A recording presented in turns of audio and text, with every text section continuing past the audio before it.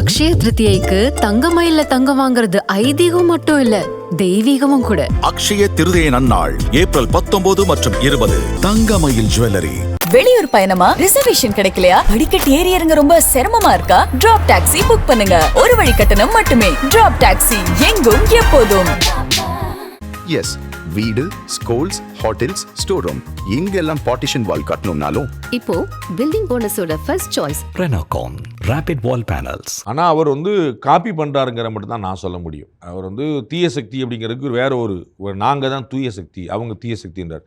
நான் கேட்குறேன், உங்களுக்கு சுயமாக ஏதாவது கொள்கை இருக்குதா? அப்படி ஏதாவது ஒன்று புதுசாக சொல்லுங்கள். ஏதாவது ஏதாவது ஒரு ஃப்ரெஷ்ஷாக ஒரு விஷயம் நமக்கு நான் பலமுறை சொல்லியிருக்கேன். கொள்கை அப்படின்னு தமிழ்நாட்டில் பேசினா, இந்தியாவில் பேசினா நாம் தமிழர், பாட்டாளி மக்கள் கட்சி, 2 கம்யூனிஸ்டுகள், பாஜக, இவங்க தான் ஐடியாலஜி பேச முடியும். அதாவது ஏற்காம போங்க, அது ஒரு ஏதோ நான் எங்கள் பாலிசி உங்களுக்கு தெரியுமா அப்படின்னு சொல்லக்கூடாது. மற்ற எல்லாமே ஒரே பாலிசி தான், அதில் ஒன்றும் குழப்பமே. அதே தான் திரு விஜய், அப்படியே திமுக எல்லாத்தையும் கொள்கை அப்படிங்கிறத தாண்டி மக்கள்கிட்ட போய் சேரணும், நம்ம வெற்றி அடையணும், நம்ம ரீச் பண்ணணும், நம்ம நல்லது செய்யணுங்கிற ஒரு எண்ணத்தினால இருக்கக்கூடிய அந்த டூல் வேர்டு கூட நீங்கள் ஆட்டையை போடுவீங்களான்னு நான் கேட்குறேன். அந்த டூல் வேர்டு கூட நீங்கள் இப்போ திராவிட மாடல் ஆட்சின்னு ஒரு வார்த்தையை பயன்படுத்தினாங்க. ஒன்றிய அரசுன்னு ஒரு வார்த்தை, இது யார் பயன்படுத்தணும் சொல்லுங்கள்? ஒன்றிய அரசுங்கிற முதல்ல யார் பயன்படுத்தினது? திமுக. சரிங்களா? அது நீங்கள் அப்படியே காப்பி அடிக்கிறீங்க. நீங்கள் குன்றிய அரசுன்னு சொல்லுங்கள், நன்றி கட்ட அரசுன்னு சொல்லுங்கள், மத்திய அரசுன்னு சொல்லுங்கள், ஒன்றுமில்லாத அரசுன்னு சொல்லுங்கள், பாஜக அரசுன்னு சொல்லுங்கள், பாயாச அரசு, ஏதாவது ஒன்று சொல்லலாம்ல. நீங்களும் ஒன்றிய அரசுன்னு சொல்கிறீங்க, அதில் வித்தியாசம் வச்சுருக்கீங்களா? திராவிட மாடல் அரசுன்னு அவங்க வச்சுருக்காங்க, நீங்கள் அப்படியே வச்சுருக்கீங்க. உங்களுக்கு திராவிட தவிர வேறு என்ன இருக்குது உங்களுக்கு? அப்போ நீங்கள் எல்லா தீய சக்தின்னு ஏடிஎம்கே சொல்லிச்சு. இப்போ புரட்சியில் தான் முதல்ல சொன்னார். அது அப்படியே நீங்களும் தீய சக்தி. நீங்கள் ஏதாவது புதுசாக வச்சுருக்கீங்களான்னு கேட்குறேன். எனிதிங் ஃப்ரெஷ், ஏதோ ஒன்று புதுசாக சொல்லுங்களேன்ற. 25% 2 கட்சியுமே மினிமமாக வச்சுருப்பாங்க. நார்மலாகவே பார்த்தீங்கன்னா ஒரு 4-5 முன்ன பண்ண வச்சுருக்கோம். ஸோ அதை தாண்டி முடிவெடுக்க முடியாமல் இருக்கிறவங்க அவ்வளோ அதிகம்னு நம்ம சொல்ல முடியாது. So major chunk DMK ADMK எடுத்துருவாங்க. ப்ளஸ் அவங்க அலையன்ஸ் இன்னும் ஸ்ட்ராங்காக எடுத்துருவாங்க. 30-40 அப்படின்னு போய் நிற்கும். அதனால் முடிவெடுக்காமல் இருக்கிறவங்க அதிகங்கிற நிலைமை இப்போ இல்லை. போலிங்கே ஒரு 20% தான் ஆகாமல் இருக்க போகுது. போலிங் ஆனதுலேயும் ஒரு 20% ஸ்கேட்டர்டாக போகுது. ஆளாளுக்கு கொஞ்சம் பிரிஞ்சிருக்க போகுது. மேஜர் சங்கி இவங்க 2 பேரும் தான் எடுக்க போகிறாங்க. அதனால் அப்படி ஒன்று பார்க்கல. பட் விஜய் இல்லை, தமிழ்நாட்டில் ஒரு மாற்றம் வேணும் என்ற ஏக்கம் தமிழர்களுக்கு, if I am not wrong, 96 இருக்குது. 1996 திரு வைகோ அவர்கள் மதிமுக ஆரம்பித்த 95 ஆரம்பித்து 96 அவர் எலெக்ஷன் சந்தித்த காலத்திலேருந்து வைகோ, ராமதாஸ், மூப்பனார், விஜயகாந்த், இது மாதிரி பலர்கிட்ட எதிர்பார்த்து சீமான், விஜய் வரைக்கும் ஏதாவது ஒரு ஆல்டர்னேட் வராதுன்னு நினைக்கிறாங்க. அவங்க அங்கே அலைன்ஸ் வச்சுருக்காங்க. ஸோ அந்த எதிர்பார்த்தோடைய நீட்சி தானே தவிர இது ஒரு பெரிய புரட்சி இல்லை. விஜய் வந்துட்டாருங்கிறல, எப்படியாவது ஒரு ஆல்டர்னேட்டிவ் வராதா? டிஎம்கேடிஎம்க்கு வேலை ஒரு மாற்று தேட மாட்டோமான்னு ரொம்ப காலம் எங்கிட்டு இருந்தாங்க, ஒன்றும் வரல. இப்போ வந்திருக்குன்னு பார்க்குறாங்க. இது தாங்கன்னு கொஞ்சம் பேர் நினைக்கிறாங்க, அவ்வளோதான். பட் இந்த தேர்தலில் அவர் ஆல்டர்னேட்டிவ் ஆக முடியும். சரியாராம் பார்ப்போம். 33 வருஷம் 33 வருஷமாக எலெக்ஷன் ஓடியாங்கிற பார்ப்போம்ல, அது பார்க்கணும்ல, அது கட்டாயம் பார்ப்போம். 33 வருஷமாக மக்கள் அவருக்கு பொருளாதாரத்தில், நட்சத்திர அந்தஸ்தில், பேர், புகழ், கீர்த்தி எல்லாத்துலேயும் உச்சத்தில் வச்சாங்க. அந்த மக்களுக்கு அவர் என்ன செய்யறாருன்னு பார்ப்போம். கட்டாயம் பார்க்கணும். ஏதோ ஒரு பிரச்சனைனா நான் இனிமேட்டு நிற்பேன். என்ன பிரச்சனை நின்றுருக்காரு? ஆணவ படுகொலைக்கு நின்றுருக்காரா? வேங்கைவேலுக்கு நின்றுருக்காரா? அவருக்கு எங்கெங்கெல்லாம் ஒரு இறப்பு நேருதோ அங்கே போய் ஒரு அமௌண்ட் கொடுத்துருக்கிறாரு. அவர்கிட்ட நிறைய அமௌண்ட் கொடுத்துருக்காரு. ஒன்றோட அது வரவேற்கப்பட வேண்டிய பெரிய போற்றப்பட வேண்டிய விஷயம். மக்களுக்காக நிற்கிறதுங்கிறது என்னது? உங்கள்ட்ட காசு இருக்கு, நீங்க கொடுக்குறீங்க. இல்லாட்டி ஒரு ட்வீட் போடுவார் இன்னொருத்தர், அதுல ட்வீட் போட்டு என்ன செய்ய போறீங்க? நான் இன்னொருத்தர், யாரே ஒருத்தர் ட்வீட் போடுறதுக்கும் ஒருத்தர் காசு கொடுக்கறதுக்கும் உள்ள தற்காலிக தீர்வு தானே. மக்களுக்காக குரல் கொடுப்பேன், உங்களுக்கு நான் எனக்காக நீங்க தியேட்டருக்கு நின்னீங்க, உங்களுக்காக நான் நிற்பேன்னு எங்க கரூருக்கே போய் நிக்கலையே? கரூர் போய் நின்னாரா? போய் நிக்கிறதுக்கு வர சொல்லி நிப்பேங்கிறதுக்கு எனக்கு வித்தியாசம் இருக்கா இல்லையா? நீங்க சொல்லுங்க, அர்த்தம் தெரியா சொல்லுங்க. போய் நிப்பேன் அப்படின்னு சொல்றதுக்கும் நில்லுங்க என் பக்கத்துல சொல்றதுக்கு வித்தியாசம். அவர் 2026 பிறகு நடிப்பாருங்கிற சொல்லியிருக்காருன்னு நினைக்கிறேன். இது எண்ட் இல்ல, தொடர்ந்து நடிப்பாருங்கிற நினைக்கிறேன். அது வேற எனக்கு தெரியும். ஆனா நார்மலா அவர் அப்படி பேசுறவர் இல்ல. பட் இது எண்டு கார்டு கிடையாதுன்னு என்ன அர்த்தம்? இன்னும் படம் இருக்குன்னு அர்த்தம். அது படம் நடிக்கணும்ல, நடிச்சா இல்ல ஒரு களத்துக்கு வராரு. அடுத்து தொடர்ந்து 33 வருஷமா மக்களுக்காக நிப்பாரு. திரையிலையா? நீங்க எல்லா படத்துலயும் சுதந்திரம் வாங்கி கொடுத்தாரு, எல்லா படத்துலயும் போராடினாரு, எல்லாம் பண்ணாருலங்க. இல்ல சார், திரைக்கு அப்புறம் தான் இங்க நின்றாருல. அடுத்து 33 வருஷம் உங்க வீட்டு வாசல். கடைசி படம் நினைக்கல. அது நம்ம அது எலெக்ஷனுக்கு பிறகு தெரியும். ஜனநாயகன் கடைசி படம் இல்ல என்னுடைய கணக்குலங்க. அது ஆட்சிக்கு வந்தாரு, இல்ல எதிர்க்கட்சி தலைவர் ஆனாரு அப்படின்னு அவர் கடைசி படமா ஆக்கிடுவார். நீங்க தான் இல்லைன்ட்டீங்களே. அதுதான் நான் சொன்னா நடந்துட போதா? அது எனக்கு தெரியாது. என்னுடைய கணக்குல அந்த 2ம் அவர் ஆக போறது இல்ல. அதனால அது கடைசி படமா இருக்க போறது. ஓகே, அதுதான் இப்ப ஹெச் வினோத் மீன் பண்ற மாதிரி. அவர் வந்து அப்படி சொல்லக்கூடிய அதுல இருந்து புரிஞ்சுக்கிறது. நான் வந்து கடைசி படம் இல்லைன்ற ஹெச் வினோத் வந்து அப்படி உள்ள வச்சு பேசுறவர் இல்லை. விஜய் அவ்வளவு வேகம் எடுக்கல. அவர் தனியா இருக்கிறாரு. அவர் வந்து அணி சேரல. அவருக்கு பின்னாடி வேற யாரும் வரல. சின்ன கட்சிகள் குட்டி கட்சிகள் கூட வரல. திரு செங்கோட்டையன் வந்து அதிருப்தியில் இருக்கிறாருன்னு நாங்க ஏற்கனவே ரொம்ப முன்னாடி சொல்லியிருந்தோம். அப்புறம் தினமலர்ல ஆர்டிகல் போட்டிருந்தாங்க. அவர் மறுத்தால் கூட அது வந்து வேற யாரும் பெருசா சேரல. இன்னைக்கு கூட வைத்திலிங்கம் அவர்கள் வந்து வெளியேறியிருக்காரு. வைத்திலிங்கம் யார் எடுத்து சண்டை போட்டாரு? திரு இபிஎஸ். செங்கோட்டையன் யார் எடுத்து சண்டை போட்டாரு?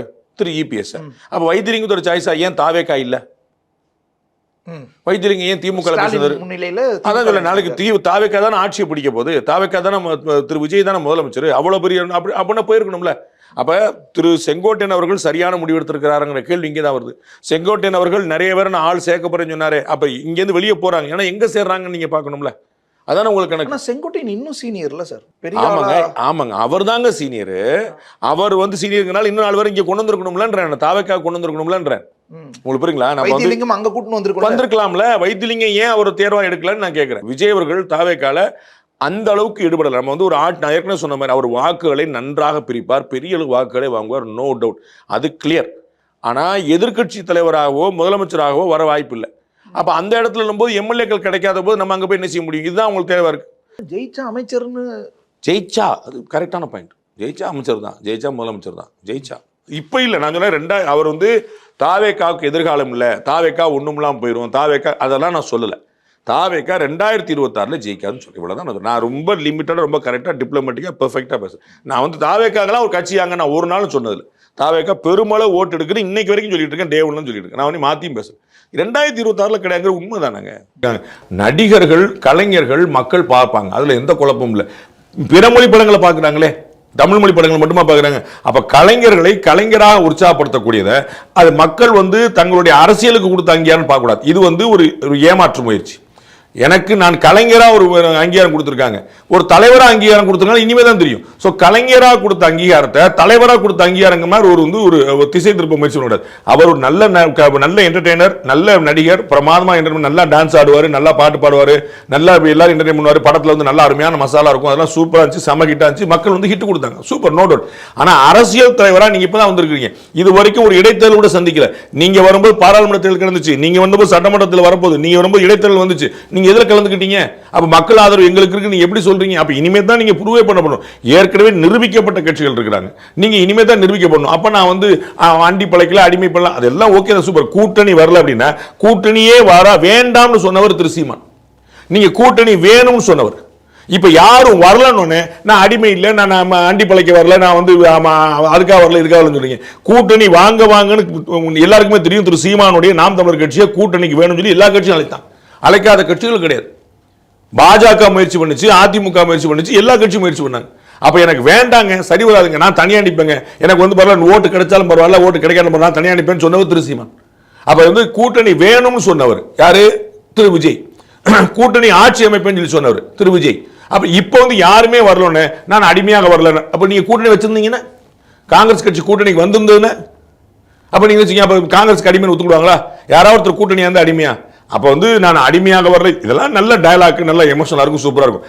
எல்லாருமே ஒரு அண்டர்ஸ்டாண்டிங்கில் வர 100% இருந்தால் தான் நியாயமாக இருக்கும். ஏன்னா அவர் உச்சத்தில் இருந்திருக்கிறாரு. அவர் வந்து ஒரு பீக்கில் இருந்தார். அவருடைய படங்கள்லாம் எத்தனை நாட்கள் ஓடிச்சு, நம்ம வந்து எவ்வளோ ஹிட்டாக இருந்துச்சு பார்த்தோம். நம்பர் 1 நடிகராக இருக்கிறாரு. அவருக்கு வந்து ஒப்பாரும் மிக்காரும் இல்லாத இருக்கு. அப்போ வந்து 100% இருந்தால் தான் கம்மியாக சரியாக இருக்கும். 40% 60% எங்கே போச்சுன்னு எனக்கு ஒரே வருத்தமாக இருக்குது. அப்போ இன்னமும் கூட விஜய் அவர்கள் வந்த பிறகு கூட, விஜய் அவர்கள் வரணும் எல்லாம் தேடின பிறகு கூட அதிமுக திமுக பக்கம் ஒரு 60% வாக்கு இருக்குன்னு நினைச்சாரு. நம்ம என்ன செய்யறது? அப்படி 40% தொண்டர்களை உற்சாகப்படுத்துறதுக்காக சொன்னது. நீங்க அதுக்கு மேல அங்க யோசிக்கூடாது. எல்லாம் ஏற்கனவே சொல்லுங்களா, எல்லா கட்சியுமே 2 கோடிம்பாங்க.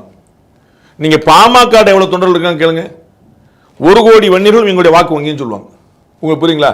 அதிமுக 2 கோடி, திமுக 2 கோடி, காங்கிரஸ் பாஜக ஆளு சேர்த்து ஒரு 50 லட்சம், 2 சேர்த்து 1 கோடி வச்சுங்க, மொத்தம் 10 கோடி பேர் இருக்க ஓட்டு 5.25 கோடி தானே. உங்களுக்கு புரியுங்களா? அப்ப ஓட்டு 5.25 கோடினா மொத்தம் உங்களுக்கு இப்படி வந்து நிற்பாங்க.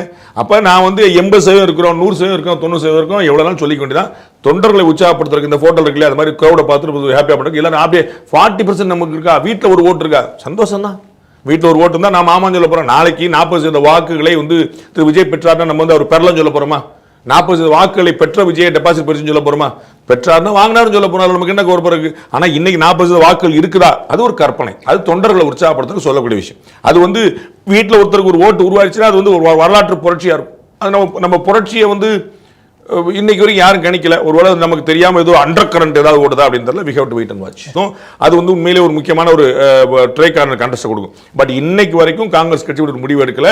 இன்னும் சொல்ல போனா திரு செல்வப்பிரந்தையை காங்கிரஸ் கட்சியோட மாநில தலைவர் வந்து சட்டமன்றத்தில் நம்ம எல்லாம் விசிலடிச்ச குஞ்சுகள் கிடையாது அப்படின்னு ஒரு விமர்சனம் வைக்கிறார். ஸோ அவர் சுத்தமா வந்து தாவேக்காவோட கூட்டணி விரும்பலங்கிறது நம்ம கண்கூடா பார்க்கிறோம். அப்போ வந்து தாவேக்காவோட கூட்டணிக்கு காங்கிரஸ் வருமா அப்படின்னே தெரியல. அப்போ எந்த கட்சியுமே வராம போறதுக்கான வாய்ப்பு தான் இருக்கு. நம்ம வந்து பாஜக அதிமுக கூட்டணியிலேயே சின்ன சின்ன கட்சியெல்லாம் நிறைய பேர் பார்த்தோம். திமுக கூட்டணியும் சின்ன சின்ன கட்சியெல்லாம் அப்படி சின்ன கட்சியோட உங்களோட சேரலையே. ஒரு ஏதோ ஒரு 2 மாவட்டத்தில் இருக்கிறாங்க, ஒரு மாவட்டத்தில் இருக்கிறாங்க, ஒரு சமூகத்தில் பின்புலத்தில் இருக்காங்க கூட சேரலையே. அப்ப உங்களுடைய யார் வந்து நம்ம நம்பி வருவாங்க இல்லையா? நம்ம கூட்டணி யாரும் வரலையே. அப்ப நிதர்சனத்தை புரிஞ்சுக்கணும்ல. அப்ப தனித்து போட்டி அப்படின்னா கட்டாயமா தாவேக்காவுக்கு லாபம் இல்லை. First point. அதிமுகவுக்கு திமுக லாபமான இன்னைக்கு வந்து அதிமுக கூட்டணி வந்து ஒரு அட்வான்டேஜ் இருக்குது, லிட்டில் பிட் ஆஃப் அட்வான்டேஜ். ஆனா அந்த அட்வான்டேஜ் வந்து அவங்களுக்கு தனிப்பெரும் ஆட்சியை கொடுத்துரும். அவங்க வரப்போறது ஏடிஎம் கட்சி தான் சொல்ல முடிய அளவில் இல்லை. அவங்களுக்கு வந்து லிட்டில் அட்வான்டேஜ் இருக்குது. இனிமே அவங்க வந்து ஷீட் ஷேரிங்ல எப்படி பண்றாங்க, கேண்டிடேட் செலக்ஷன்ல எப்படி பண்றாங்கிற பொறுத்து அது முடிக்கும். பட் கிளியரா தெரியுது, தனித்து போட்டியிடுறதுனால தாவேக்காக்கு எந்த லாபமும் இல்லை, பெரும் நட்டம் தான் தாவேக்காக்கு இருக்க போகுது. ஒரு அரசியல்வாதியாக விஜய் வந்து மெரியேறி இருக்கிறாருன்னு நீங்க நினைக்கிறீங்களா? கட்டாயமா இருக்கிறார், அதுல ஒன்றும் குழப்பம் இல்லை. அது வந்து வித்தவுட் என்டோர், அதாவது நம்ம வந்து வழக்கமா ரிட்டாரிக்கான பொலிட்டிஷியன்ஸா நிறைய பார்த்துட்டோம். எல்லாத்துக்கும் குரல் கொடுப்பது, எல்லாத்துக்கும் சவுண்ட் விடுவது, எல்லா பத்தியும் விமர்சனம் பண்ணுவது, தெரிஞ்ச மாதிரியே பேசுவது, சம்பந்தம்லாம் பேசுவது, பல சந்தர்ப்பங்களில் உளறி கூட கொட்டிடுவது, இந்த மாதிரி நிறைய அரசியல் தலைவர்களை பார்த்த சந்தர்ப்பங்களில் ரொம்ப நிதானமா ரொம்ப அமைதியா தேவையில்லாம பேசக்கூடாதுன்னு நினைக்கிறவர்கள திரு விஜய் ரொம்ப கிளியரா இருக்காரு. எதுக்கு அவசியமோ அதுக்கு பேசுவோம், அதுக்கு அவசியம்ல நினைச்சா பேச வேண்டியதில்லை. நமக்கு வந்து ஒரு கருத்து இல்லை, இல்லாட்டி கருத்து சொன்னா பாதகமாயிருந்தா அமைதியா இருக்கிற தப்பு இல்லைங்கிறது ரொம்ப முக்கியமான விஷயம். அதை வந்து செய்யறாரு. ஒரு பலம் இருந்தா கூட, அது நிரூபிக்கக்கூடிய தன்மை இருந்தா கூட பல சமயம் கருத்து இல்லாமல் இருக்கிறாரு. தெரிவிக்கக்கூடிய கருத்துக்களோட சப்ளா சொல்றாரு. அது வந்து ரொம்ப ஆக்வர்டாவோ பிலோ த பெல்ட் கிக் பண்ணியோ தனிப்பட்ட தாக்குதல் நடத்தியோ செய்யாம பண்றாரு. அதெல்லாம் ஒன்றும் குழப்பம் இல்லை. அண்ட் இன்னைக்கு வந்து அவருடைய பேச்சு நம்ம ஏற்கனவே சொல்லியிருக்கோம், பேச்சில் வந்து ஒரு 40-45 நிமிஷம் முதல் மாநாட்டில் பேசின காலத்துல இருந்து இப்போ வரைக்கும் பார்த்தீங்கன்னா இப்போ ரொம்ப ஷார்ட்டாக தான் பேசுறாரு. ஆனால் எப்போ சந்தர்ப்பங்களில் பேசினாலும் ரொம்ப அது வந்து டே பை டே மெருகேறிட்டு தான் போகுது. No doubt.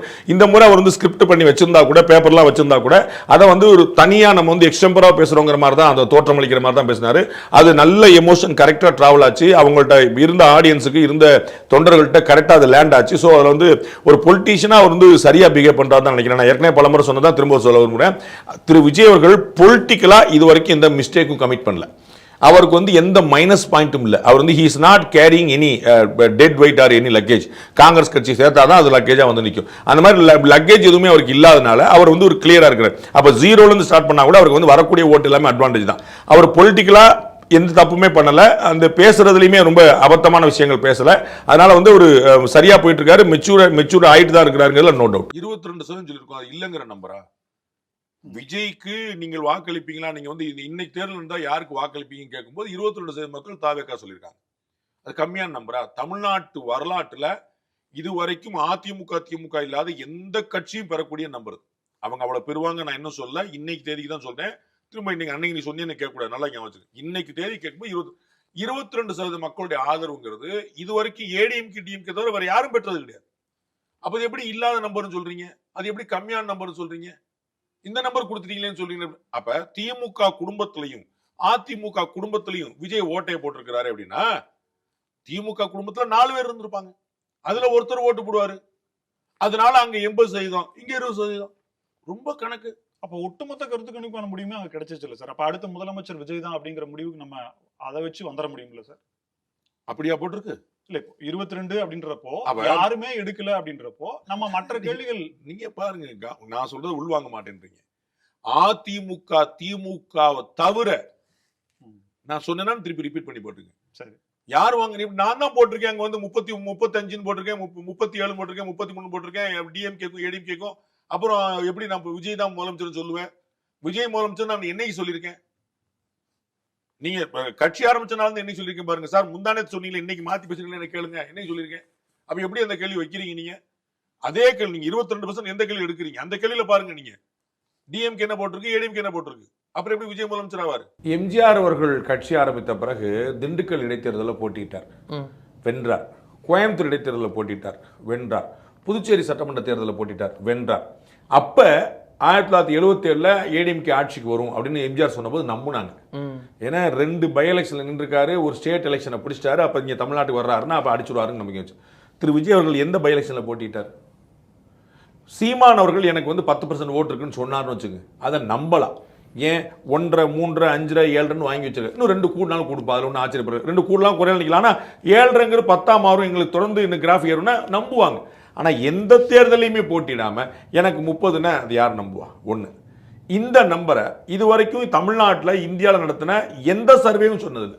அப்போ நம்ம ஏதாவது ஒன்று சொன்னா கூட பாருங்க, இந்தியா டுடேல சொல்லியிருக்காங்க, CNN சொல்லியிருக்காங்க, சாணக்கியத்தில் ஏதோ ஒரு சேனல், தினமலர் ஏதோ ஒரு சேனல் சொன்னாங்க அப்படின்னா அது உண்மையாக இருக்குமாங்கிற விவாத பொருளாக வரலாம். அந்த நம்பரை யாருமே சொல்ல.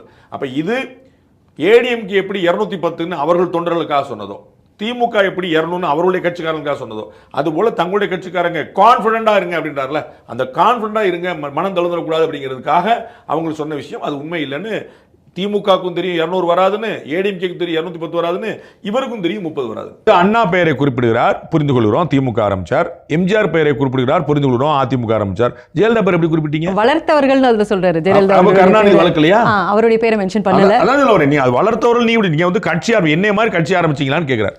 நியாயமான கேள்வி. சீமான் ஆரம்பிச்சிருக்காரு, விஜயகாந்த் ஆரம்பிச்சிருக்காரு, அது மாதிரி நீங்க ஆரம்பிச்சிருக்கா, டாக்டர் ஆரம்பிச்சிருக்காரு, அது மாதிரி நீங்க ஆரம்பிச்சிருக்காங்க. சரியான கேள்வி, ஒன்றும் குழப்பம் இல்லை. அதில் ஜெயலலிதா பேர் எப்படி சேர்த்தீங்க? அப்போ அதிமுகவுடைய ஓட்டுல ஓட்டையை போடணுங்கிற ஆசை. திமுகவுக்கு எதிர்க்கிறோம், ஆனால் திமுக இருக்கிறது அதிமுகவில் முடியாது, நாங்கள் தான் இருப்போம். நீங்கள் பிம்பம் கட்டமைக்க முயற்சி பண்ணுறீங்க. அதிமுக எங்கேயோ தொலை தூரத்தில் இருக்குது, நீங்கள் எங்கேயோ கீழே இருக்கீங்க, அது வந்து ரொம்ப சம்மந்தம் கிடையாது. அப்படி நினச்சி நீங்கள் சொல்லி நீங்கள் அதிமுக தொண்டர்களை நீங்கள் ஏமாற்ற முடியாது. அதில் ஒன்று அவர் என்ன ட்ரை பண்ணுறாரு? நான் எம்ஜிஆரை ஆதரிக்கிறேன், நான் ஜெயலலிதாவை வரவேற்கிறேன், நான் வந்து செங்கோட்டையன் உள்ள சேர்த்துருக்கிறேன். செங்கோட்டையன் ஒருத்தர் இங்கே வந்தாருன்னா ஒட்டுமொத்த ஏடிஎம்கேக்கு வந்த மாதிரிமா, ஜெயஸ்ரீ பிரபார் இங்கே வந்தாருன்னா ஒட்டுமொத்த ஏடிஎம்கேக்கு வந்த மாதிரிமா. அப்போ அத்தனை பேர் அங்கே உட்காந்துருக்காங்களே, அப்படி இருக்கும் ஜெயலலிதாவுடைய அமைச்சரவை மொத்தமாக அங்கே உட்காந்துருக்கேன். அப்போ என்ன செய்வீங்க? அதுக்கு அது வந்து ஒரு ஓட்டுவை வாங்குறதுக்கு, ஓட்டை வந்து அதிமுகவுடைய சிம்பத்தைசர்ஸை அவர் பிரெயின் வாஷ் பண்ணுறதுக்கான ஒரு attempt, which is not going to help. ஆட்சிக்கு வர போகிறது இல்லை. போராடலாமா? இப்போ போராடிட்டு இருக்கிற மாதிரியே போராடுவார். கோர்ட்டுக்கு போவார், இல்லாட்டி அறிக்கை கொடுப்பார். வேறு என்ன அவர் வந்து போராட முடியாது, அவரால் வர முடியாது. மற்றொரு நீட்டுக்கு ஒரு போராட்டம் நடத்தினாங்க, அந்த மாதிரி வந்து ஒரு ஆர்ப்பாட்டம் மட்டும் அறிவிச்சிட்டு போவாங்க. அது ஒரு ஃபார்மலாக அவங்க செய்வாங்க, அவ்வளோதான். அதை தாண்டி வேறு எதுவுமே நீட்டு பற்றியுமே அவருக்கு தெரியும், அதில் வந்து உண்மை இல்லைன்னு அவருக்கே தெரியும். சும்மா வந்து அது ஒரு ட்ரெண்டாக இருக்குது அப்படிங்கிறனால எல்லாருமே நீங்கள் பார்த்தீங்கன்னா இன்றைக்கி வந்து அவருக்கு வந்து வேல் கொடுத்தாங்க. அவருக்கு ஒரு அடையாளம். வேல் யார் கொடுத்துருந்தா? வேலை வந்து தமிழ்நாட்டில் பொலிட்டிக்கலாக பிரபலப்படுத்தினது யார்?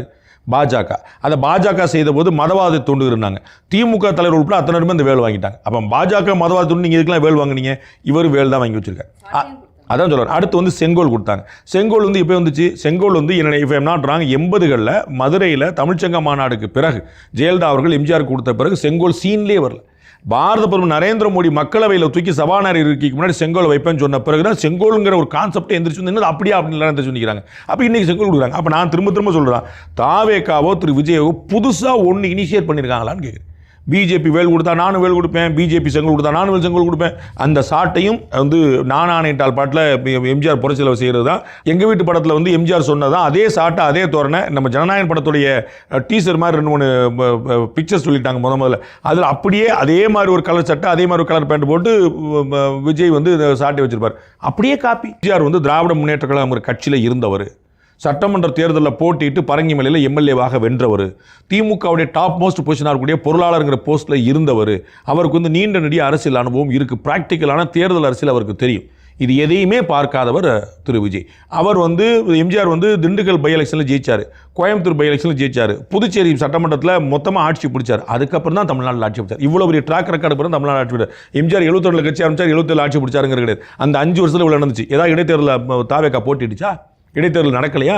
ஈரோடு கலெக்டர் தேர்தலில் போட்டிட்டு இருக்கலாம்ல, கள்ளக்குறிச்சியில் போட்டிட்டு இருக்கலாம்ல, போட்டிட்டாங்களா? எம்ஜிஆர் போட்டிட்டார். எம்ஜிஆர் போட்டிட்டார், தன்னுடைய பலத்தை நிரூபித்தார். திமுக 3ஆம் இடத்துக்கு தள்ளினார்.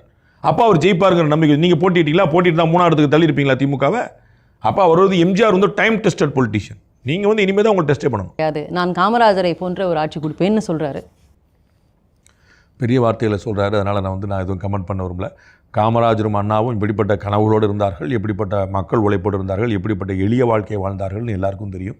அப்படிப்பட்ட வாழ்க்கையை திரு விஜய் வாழலை. அப்படிப்பட்ட அனுபவத்திலேருந்து அவர் வரலங்கிறது தெரியும். பெரிய பேரை சொல்லும்போது ஐ டோன்ட் வாண்ட். நம்ம சொன்னது போல நான் எதிர்க்கிறேன் அப்படின்னா தமிழ்நாடு எதுக்குன்னு அர்த்தம், என்ன எதிர்த்தா தமிழ்நாட்டை எதுக்குறீங்க அர்த்தம் அப்படிங்கிறதுலாம் வந்து ஓவர்.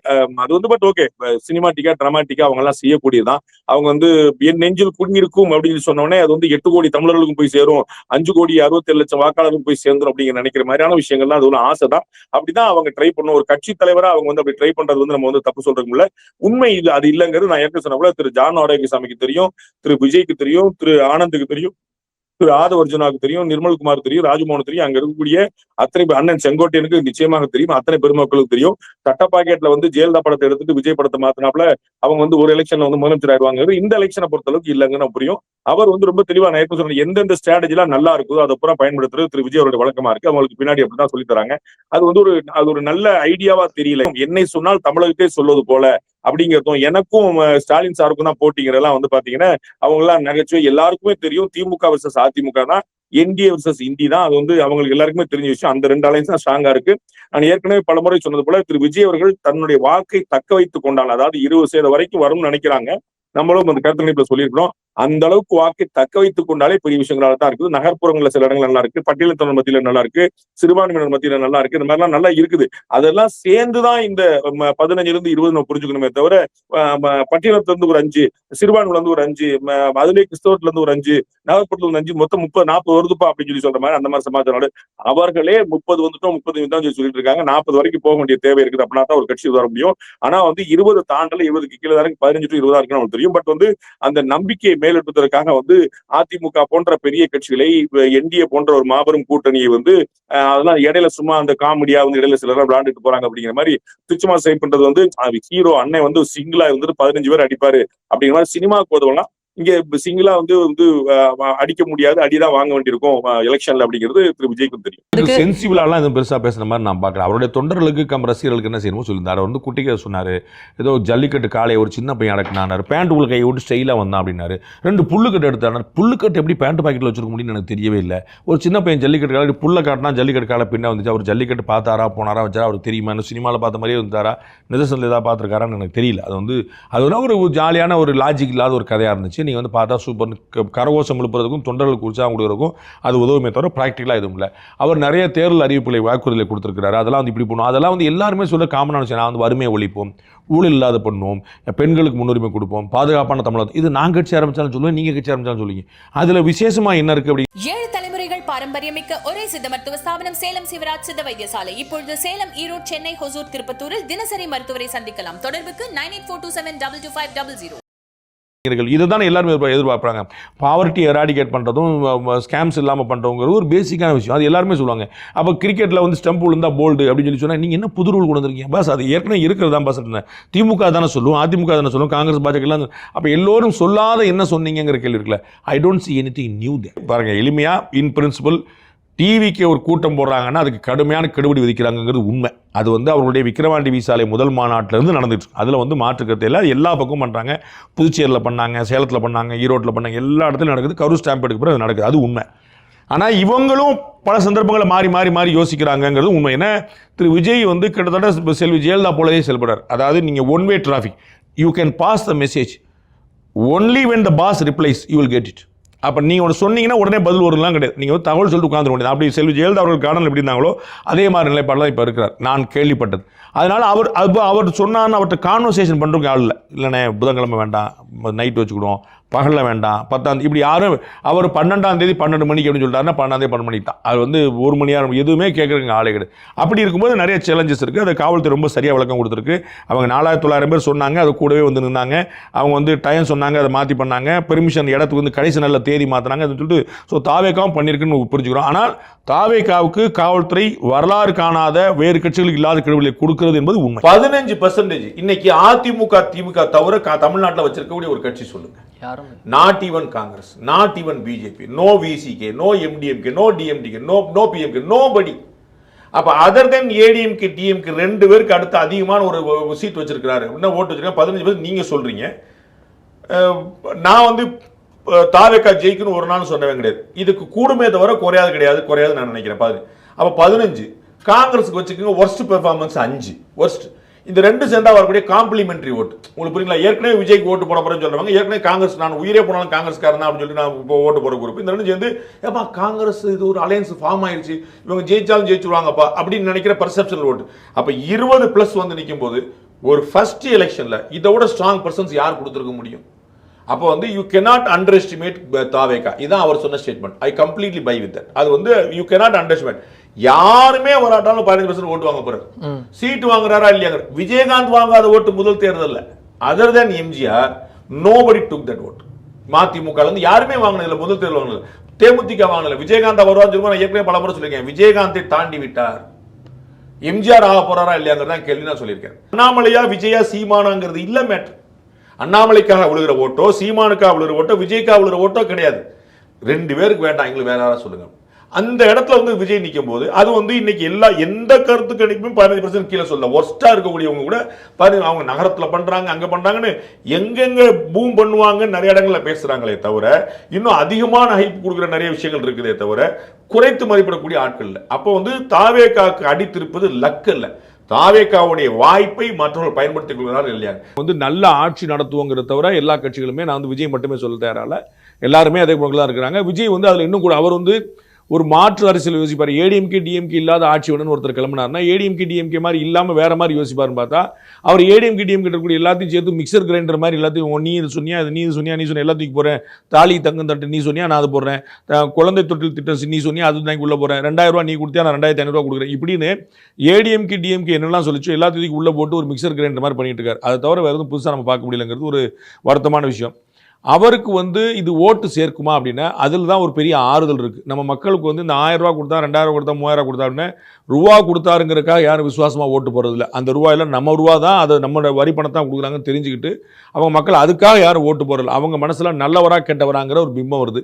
இவருக்கு இவர் பரவாயில்ல, இவருக்கு இவர் பரவாயில்லங்கிற ஒரு எண்ணத்துக்கு போகிறாங்க. அதனால் அவங்க ஓட்டு போடுறாங்களே தவிர இந்த 1000 ரூபா, அந்த 2000 ரூபா ஸ்கீம்னால போடலங்கிறது ஒரு ஆறுதலான விஷயம். அதனால் விஜய்க்கு இந்த 2500 ரூபா ஸ்கீமோ, இந்த குழந்தைகளுக்கு வந்து மோதிரம் கொடுக்குறங்கிற ஸ்கீமோ, பெண்களுக்கு வந்து மாநிலம் முழுக்க ஃப்ரீ பஸ்ஸுங்கிற ஸ்கீமோ வந்து ஓட்டு தர போகிறதில்ல.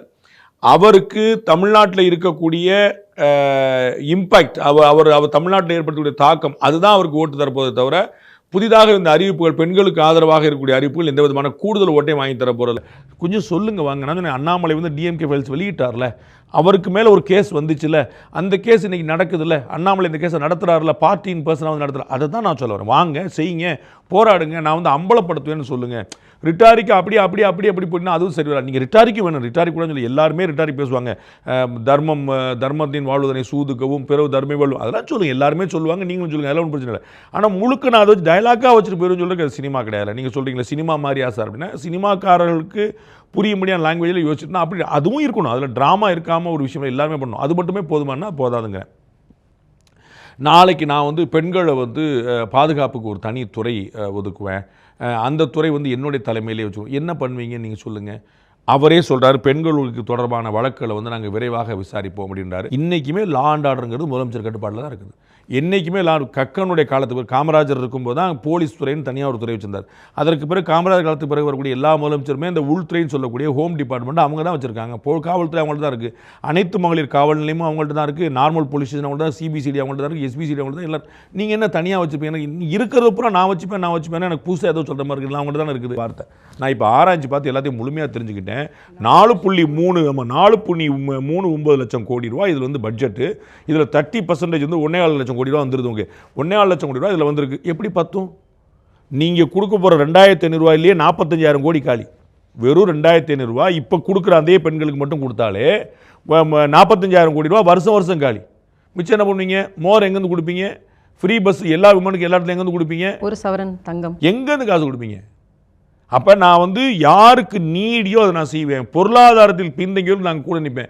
அதுக்கு இடஒதுக்கீடு இருக்கேன், மத்திய அரசு EOWன்னு வச்சுருக்கேன். உங்களுடைய ஐடியா என்ன? அதை பற்றி உங்களுடைய பாலிசி என்ன? பொருளாதாரத்தில் பின்தங்கியோர் என்ன ஜாதி என்ன மதங்கள், நீ ஏழையான ஆசை, இதுதானே வந்து நிற்கணும். நீங்கள் வந்து போற்றி பாராட்டுற எம்ஜிஆர் கொண்டு வந்த ஸ்கீம் ஆச்சு எது? நரேந்திர மோடி இன்னைக்கு கொண்டு வந்திருக்கிறார். எம்ஜிஆர் என்னைக்கு இடஒதுக்கீடை பொருளாதார அடிப்படையில் கொண்டு வரும்னார். உங்களுடைய பாயிண்ட் என்ன? அதில் சொல்லுவீங்களா? ஜாதி ஓட்டு போயிடும் நினைப்பீங்க. யாருங்க வந்து திராவிட அரசியலை அப்படியே பின்பற்றுகிறார். சொல்றது வேற, செய்கிறது வேற. அதில் ரொம்ப கிளியராக இருக்கு. நம்ம வந்து சொல்றது சொல்லிடுவோம், ஆனால் செய்யறது என்னென்னு வச்சுக்கிறோம். நம்ம கேட்டால் அப்படி தான் சொல்லிக்கிறாங்க. நாங்கள் வந்து அவர் இன்னைக்கே ராஜ்மோகன் வந்து அறிவிக்கும் போது இன்னைக்கு பேசும்போதே ஜாதி மதம் இனம் மொழிக்கு அப்பாற்பட்டு சும்மா ட்ரெண்டியாக சொல்லும் போது நீங்கள் வந்து ஜாதிக்கு அப்பாற்பட்டு இருந்துருவீங்க சொல்லிக்கலாம், ரைட், ஓகே. மதத்துக்கு அப்பாற்பட்டு இருக்க மாட்டீங்க, ஜோசப் தான் சொன்னீங்க, இருந்தாலும் அவர் சொல்லிக்கிறீங்கன்னு வச்சுக்கிறோம். நம்ம மொழி அதுதான் அது இல்லை, நான் சொல்கிறேன். நீங்கள் குறிப்பிட வேணும், நமக்கு வந்து விஜய தானே சார் தெரியும். நம்ம வந்து ஜோசப் விஜய் அவர் தானே ஹெச்ராஜாவோட சண்டை வரும்போது அதை வெளிப்படுத்துறாரு. அது ரொம்ப நியாயமான சண்டை. என்னை அப்படிதான் சொல்ல, ஆமாங்க உனக்கு என்னன்னு கேட்குறது ரொம்ப சரி. நான் வந்து என்னை பாண்டேவான்னு கேட்கும்போது ஆமாங்க உங்களுக்கு என்னதான் கேட்டிருக்கேன், அதில் ஒன்றும் குழப்பம் இல்லை, அது அப்படி தான் செய்யணும். ஆனால் ஒவ்வொரு முறையும் நீங்கள் அழுத்தும் போது அது வந்து எதுக்காக அப்படிங்கிற ஒரு கேள்வி அது பின்னாடி வரும். அது அதில் ஒரு காரணம் இருக்குது, பின்னாடி வருவோம். ஜாதி மதம் மொழி இனம், மொழிக்கு எப்படி நீங்கள் வேறுபட்டு போயிருவீங்க, இனத்துக்கு எப்படி நீங்கள் வேறுபட்டு போயிருவீங்க? நீங்கள் வந்து சும்மா ட்ரெண்டியாக சொல்லுங்க, நம்ம ஜாதி மதம் மொழி இனத்துக்கெல்லாம் அப்பாற்பட்டு நம்முடைய தாவேக்கா, இனத்துக்கு அப்பாற்பட்டுனா அப்போ தமிழ் இனத்துக்கு இல்லையா, மொழிக்கு அப்பாற்பட்டா தமிழுக்கு இல்லையா? இல்லை சும்மா ஒரு ட்ரெண்டியாக சொல்லி ரைட், அப்படி ரைட். ஜாதிக்கு அப்பாற்பட்டான் வாங்க, மதத்துக்கு அப்பாற்பட்டான் வாங்க. வாணியம்பாடில் யாரை கேண்டிடேட் பண்ணிருக்கீங்க கையில் லிஸ்ட் வச்சிருக்கு, படி சொல்லுங்க. வாணியம்பாடில் யாரும் பாட்டி வச்சிருக்கீங்க, நீங்கள் வந்து மயிலாப்பூரில் யாரும் பாட்டி வச்சிருக்கீங்க, நீங்கள் என்னத்துக்கு அப்பாற்பட்டு நீங்கள் செஞ்சிருக்கீங்க?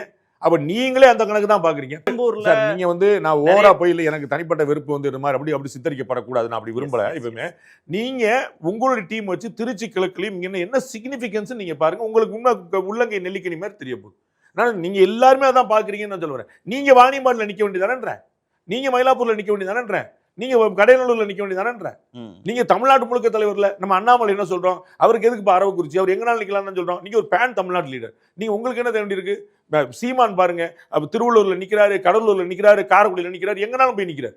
அது மாதிரி நீங்க நிக்க வேண்டியதானே. நீங்க எதுக்கு திருவள்ளூர் பெரும்புற தேர்ந்தெடுக்கீங்க, திருச்சி கிழக்கு தேர்ந்தெடுக்கிறீங்க? திருச்சி கிழக்குல நீங்க எம்எல்ஏ யாரு, எந்த கட்சி, எதனால?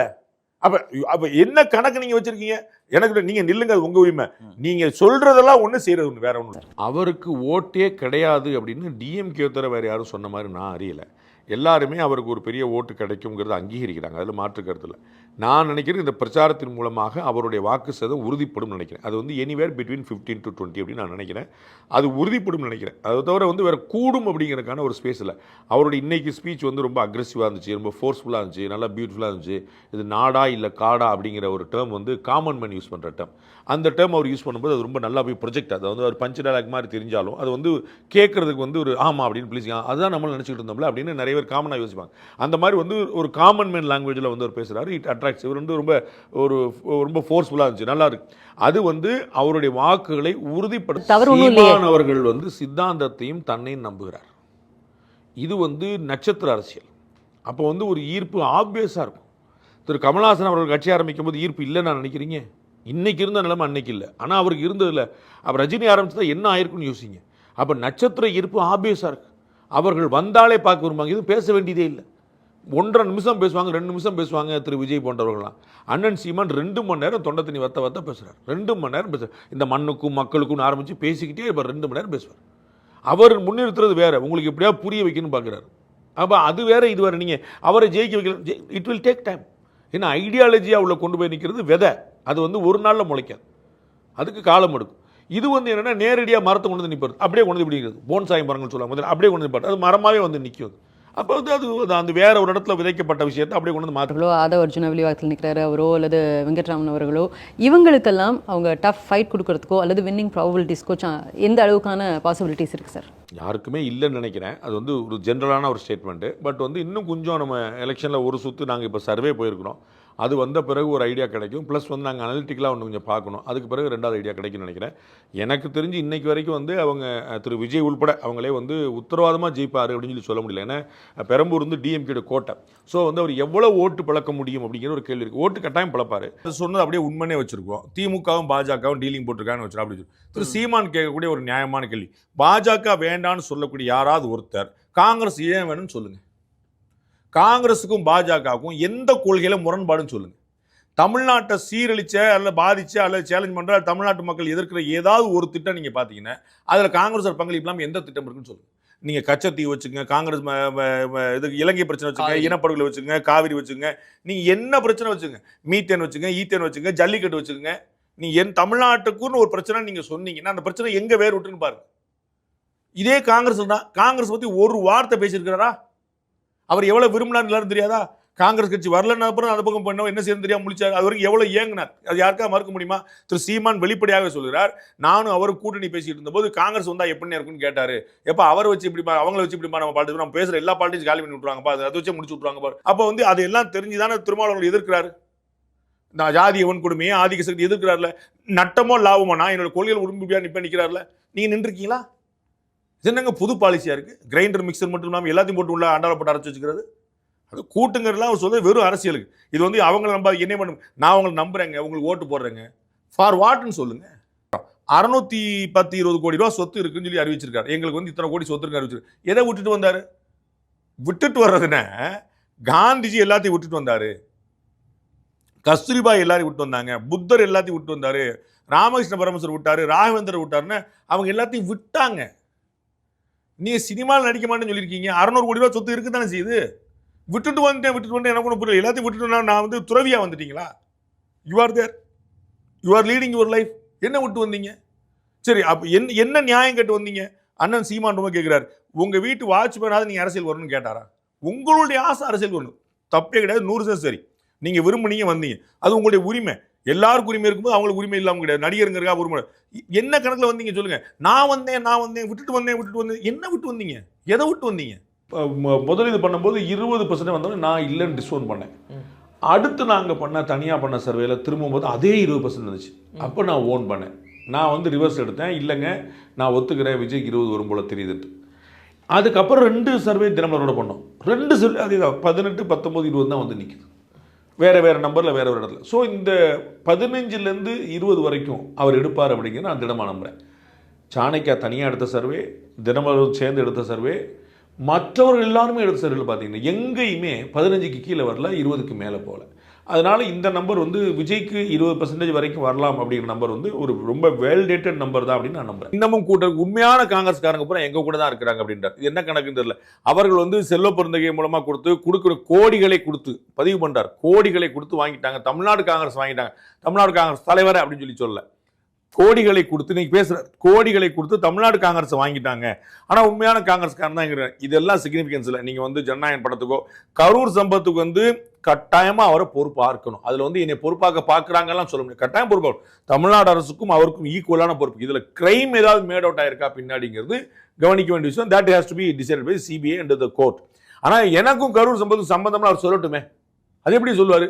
நீங்க அழைச்சு தானே வந்தாங்க, எவ்வளவு லேட்டா வந்தாங்க, நீங்க அங்க நாமக்கல்லுக்கும் கரூருக்கும் 40 கிலோமீட்டரா 400 கிலோமீட்டரா, நீங்க எவ்வளவு நேரம் அவ்வளவு, அப்ப நீங்க நடுவில் எங்க போயிட்டு இருந்தீங்க?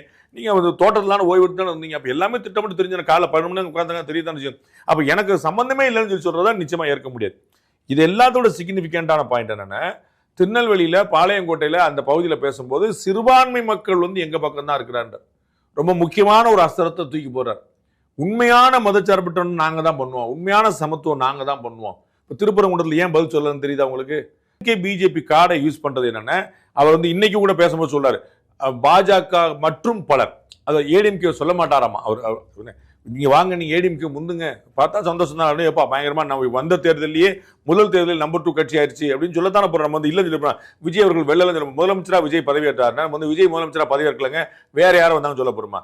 நடைமுறை சாத்தியமா நம்ம பார்க்கணும்ல. அப்போ வந்து மற்றும் பல அப்படின்னு சொல்லி போடுறாங்க, எக்ஸ்ட்ரா சொல்லிங்க மாதிரி போடுறாங்க. வந்து துணை நடிகர் எல்லாம் உள்ள இருப்பாங்க. டிஎம்கே டிவிகே மற்றவை அப்படின்னு அவன் சொல்ல போறாரு. டிஎம்கே டிவிகே பிஜேபி மற்றவை, அது வந்து பிஜேபியோட இருக்கக்கூடிய மற்றவை, பிஜேபியோட துணை நடிகர்கள் அந்த மாதிரி கொண்டு வருகிறான். அப்ப இவர் வந்து என்ன பிளான் பண்றாருன்னா, பிஜேபியும் டிஎம்கேயும் சேர்க்கறது மூலமா சிறுபான்மை மக்களுடைய வாக்கு நமக்கு வருமானு பாக்குறாரு. அந்த பக்கம் அதை கோத்து விட்டு அவங்களுக்குள்ள ஒரு டீலிங் இருக்கு, அண்டர்ஸ்டாண்டிங் இருக்கு. அப்ப நீங்க இந்த ரியல் சிறுபான்மை மக்கள்லாம் என்னைய தான் ஆதரிக்கணும், அந்த ஒரு கார்டை யூஸ் பண்ண. வேற பிஜேபியை டிஎம்கே லீட் பண்றதுக்கான எந்த காரணமும் இல்லை. நம்ம இன்னைக்கு திரு விஜய் அவர்கள் ஏடிஎம்கே டிஎம்கே 2 தேர்தல் அறிக்கையுமே ஒன்னா இருக்கு அப்படின்னு ஒரு விமர்சனத்தை வச்சார். பாருங்க, அவங்க 10,000 கொடுக்குறேன்னாங்க, இவங்க 8,000 கூப்பன் கொடுக்குறேன்னாங்க, அவங்க 2,000 கொடுக்குறேன்னாங்க, இவங்க 2,000 கொடுக்குறேன்னாங்க, ரெண்டுமே ஒரே மாதிரி. சரி, நீங்க என்ன பண்ணிருக்கீங்க? நீங்கள் அதே தானே பண்ணியிருக்கீங்க. அவங்க 2,000 கொடுக்குறேன்னாங்க, நீங்கள் 2,500 கொடுக்குறேன்னு இருக்கீங்க. அவங்க தாலிக்கு தங்கம் சொன்னாங்க, நீங்கள் தாலிக்கு தங்கம் சொல்லியிருக்கீங்க. அவங்க படிப்புக்கு வந்து உதவி சொன்னாங்க, நீங்கள் படிப்பு சொல்லியிருக்கீங்க. அவங்க விவசாய கடன் தள்ளுபடினாங்க, நீங்கள் விவசாய கடன் தள்ளுபடி சொல்லியிருக்கீங்க. நீங்கள் என்ன புதுசாக சொல்லியிருக்கீங்க? நான் அவரே சொன்ன ஒரு டாப் 10 மட்டும் அது மட்டும் 96 பக்கத்தை கொடுத்துருக்காரு மொத்தமாக டாப் டு பாட்டம். அறம் பொருள் இன்பம் அப்படின்னு 3 மேஜர் செக்மெண்ட்டாக பிரிச்சுக்கிறாங்க. திருவள்ளூர் பாணியில் அவரும் நமக்கு ஒரு வழிகாட்டி தான். 5 படம் தான் வச்சோமே. என்ன திருவள்ளூர் என்ன ஜாதின்னு கன்ஃபியூஷன் இருக்கு. அதனால வந்து அது ஆளுக்கு ஒரு கம்யூனிட்டியில் வச்சுட்டோம்னா திருவள்ளூர் கம்யூனிட்டி கன்ஃபியூஷனாக விட்டார். ஒரு நாயனார்னு வருது, அப்ப என்னவா இருக்கும்னு யோசிச்சுட்டு அந்த மாதிரி சரி திருவள்ளூர் நாயனார், ஆமா திருவள்ளூர் அப்படின்னு போட்டனால அப்படியே வந்து போட்டு அதை இன்னைக்கு வந்து சொல்லும்போது அவரும் நமக்கு ஒரு வழிகாட்டி தான் சொல்லிட்டு அந்த பேஸில் அறம் பொருள் 3 செக்டா வந்து மேஜராக பிரிச்சுட்டு வந்து 96 பக்கத்துக்கு ஃபுல்லாக விட்டுருக்காங்க. அப்போ வந்து யாருக்கும் எதுவுமே தெரியாது. மக்களை வந்து நம்ம அப்படியே வச்சிருப்போம், நம்ம கையாட்டிட்டே போவோம். நமக்கு வந்து படத்தில் நம்ம வந்து ஃபுல் ஸ்க்ரீனில் க்ளோஸ் அப்ல காட்டினா விசில் அடிப்பாங்க, அதே மாதிரி நேரம் பார்த்தா விசில் அடிப்பாங்கன்னு நினைச்சிட்டு இருக்காரு. யாருமே இதை ஆலோசிக்க மாட்டாங்க, யாருமே பேச மாட்டாங்க. அப்போ ஒரு விஷயத்துல ஃபேக்ட் கொஞ்சமாக இருக்கணுமா இல்லையா? நான் வந்து சொல்லேன், நம்ம பாகிஸ்தானை வந்து இந்தியாவோடு இணைப்போம், ஆப்கானிஸ்தானை இந்தியாவோட எல்லாம் ஒருங்கிணைந்த அகண்ட பாரதம் காமெடியா இருக்காதா? அப்ப எது நிறைவேற வாய்ப்பு இருக்கு அதான் சொல்லணும். அது டயலாக் கூட மாற்றி சொல்ல மாட்டாருங்க. நீங்க இதை பார்த்தீங்களா இல்லைன்னு தெரியல. சொன்னதைத்தான் செய்வோம், செய்வதைத்தான் சொல்றோம்ட்டாரு. பஸ் இது ரொம்ப காலமா டிஎம்கே சொல்லிருக்காங்க. அதை கூட ரொம்ப நாளா விமர்சித்து ஸ்டாலின் சார் சொன்னது ரொம்ப வருஷமா சொல்லிட்டு இருக்காங்க. அதோட அடுத்தவர் சொல்றாரு, நாங்க இதுல சொல்லாதையும் செய்வோம்னு. அதையும் ஸ்டாலின் சொல்லி இருக்காரு. நாங்க வந்து எனக்கு எதிராக வாக்களித்ததோ மாங்காய் புளித்தோ மட்டும் தான் மிஸ்ஸிங், மீதி எல்லாம் வந்தாச்சு. அதையும் பின்னாடி சொல்லுவார். நல்ல அந்த டயலாக் ஏன் மிஸ் ஆச்சுன்னு கேட்பார் போல. வந்து ஜான்வாரி சாமி பார்த்து என்னங்க அது ஒரு மிஸ் ஆயிடுச்சாம அருண் சொன்ன அப்படி என்னாச்சுன்னு கேட்பாரு. அவர் வந்து எங்களுக்கு வாக்களிக்காதவர்கள் கூட எங்களுக்கு வாக்களிக்க முடியாது செயல்படணும் டே 1ல சொன்னார் 2021. அதற்கு பிறகு அப்புறமே கூட இப்போ ரொம்ப ரீசெண்டாக கூட நாங்கள் சொன்னதெல்லாம் நிறைவேற்றிருக்கோம் சொன்னார். அப்படி இது வந்து ஒரு கான்வர்சேஷன் வந்து ஸ்கிரிப்ட்ல இருந்து எல்லாத்தையுமே நீங்க எடுத்து காப்பி பேஸ்ட் பண்ணா என்ன? நான் ஏற்கனவே சொன்னேன், டிவிகே வெர்சஸ் டிஎம்கேன்னு அவர் சொல்றார். என்னுடைய எளிமையான கேள்வி, டிஎம்கேக்கும் டிவிகேக்கும் ஒரு வித்தியாசம் சொல்லட்டும்.